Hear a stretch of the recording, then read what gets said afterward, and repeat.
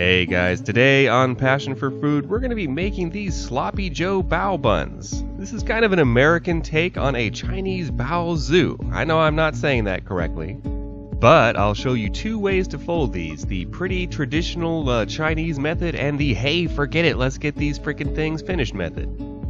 And I experimented with two different kinds of dough for this, and what I learned doing that is going to change the way I make these going forward. We'll talk a little more about that in just a minute though. Let's go ahead and get started. First up, we want to make our Sloppy Joe filling. Starting with about 1.5 pounds of 80/20 ground beef. Now, because of the fat content in that, I'm not going to add any additional oil to the pan. To that, we're going to add 1 large onion. Now, you could do more onion if that doesn't quite strike you as enough. We also want about 4 or 5 cloves of garlic, and I'm just going to crush this. But feel free to chop yours. And to season, we're going to use about 1 teaspoon of black pepper and 1 tablespoon of salt.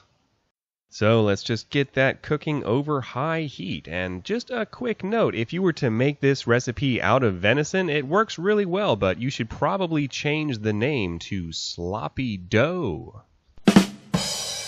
Oh dear, that's awful. Anyway, after a couple minutes, I'm going to add about 2 tablespoons of crushed red pepper flakes. We could also use chili powder here, but I really like the spiciness we get from that crushed red pepper. Now, I know the traditional Sloppy Joe recipe has ketchup in it, and in Heinz sight, you could probably do that, but I'm going to be using a can of tomato paste here. And to that, we're going to add 1 tablespoon of brown sugar, 1 tablespoon of apple cider vinegar, 1 tablespoon of Worcestershire sauce, and 1 tablespoon of yellow hot dog mustard. Give that a quick mix, and then we want to add 2 cans worth, that is about 12 ounces of water. We'll give that a quick mix, and ultimately we just want to simmer this uncovered for about 30 minutes or so. At which point we can see that's thickened up nicely. Despite what the name might lead you to believe, you don't want your joes to be too sloppy. So now the most important step, that is to taste this for seasoning. Don't skip this part or you might wind up serving some bland joes, and nobody likes that. But this was perfect, so we'll go ahead and set that aside. But we still need some dough though.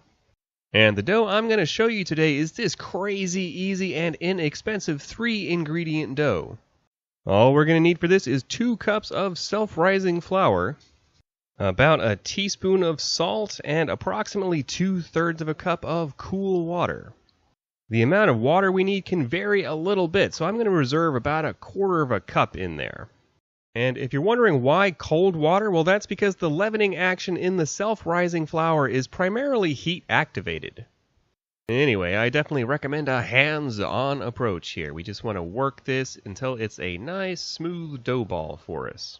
If it's too dry, just add in a little bit more water until we're able to bring this all together. Now, I know traditionally bao buns like this are yeast leavened, and I made it a couple of different ways. The first time I made it, I did make it with the traditional yeast leavened dough. And the second time, I made it with baking soda and yeast. I saw a lot of traditional bao bun recipes doing it that way, so I tested that to see if it made any kind of difference. And this one, just with the self-rising flour, salt, and water, was my 3rd iteration. And surprisingly, when I tasted all 3 Sloppy Joe Baozi side by side, I couldn't tell any difference. And considering with this 3rd version you get to skip all those rising stages, this dough takes about half the time to make, so I thought I would share this one with you folks. So now that our dough ball is nice and smooth, even though we don't need to let this rise, we still want to cover this in plastic wrap and just let it sit for about 20 minutes or so. The gluten in our bao dough will continue to develop as it rests, making it a little stretchier and easier to work with. Anyway, once we're all rested up, I'm just going to pull this dough out onto a very lightly oiled surface. And I'm just going to cut this into approximately 8 even-ish pieces. You can make these bigger or smaller if you want, especially with that pre-cooked filling, it really doesn't matter. So we'll just go ahead and stash our dough pieces in our bowl, and we're going to cover that with a wet towel until we're ready to use them.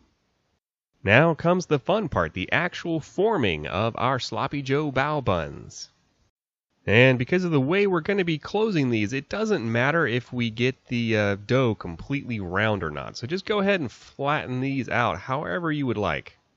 At which point you just want to hold these in your hand, kind of like this, form a little bowl in the middle, and fill with about a 1/4 cup of our cooled Sloppy Joe mix. And I'm going to attempt to show you the traditional bao bun folding technique here. Now, full disclosure, I'm not very good at this.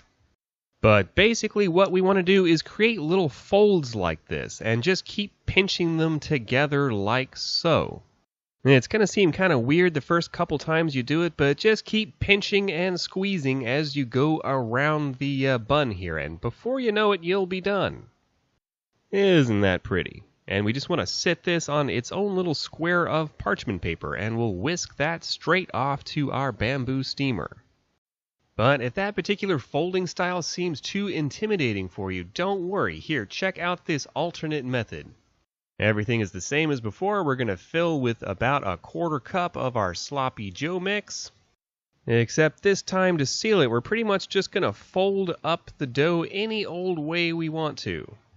Now, I know what you're thinking, hey, that's ugly. Well, don't worry, that's the new bottom of our Sloppy Joe Bao Buns. Hey, there you go, isn't that pretty?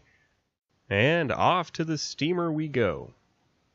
Now, here's the cool thing with using this style of dough. Normally, at this point, we would need to cover this and let it proof again for about 30 minutes. But with this dough, we can just go ahead and dump in some boiling water and begin steaming these immediately. And we want to steam them for about 15 minutes.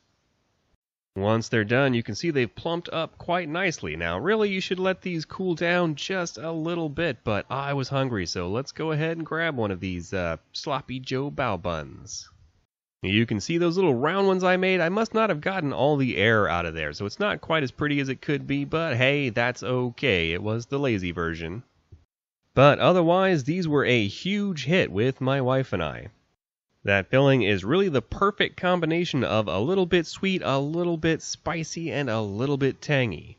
And those soft steamed buns are the perfect complement, so I really hope you give this one a try soon.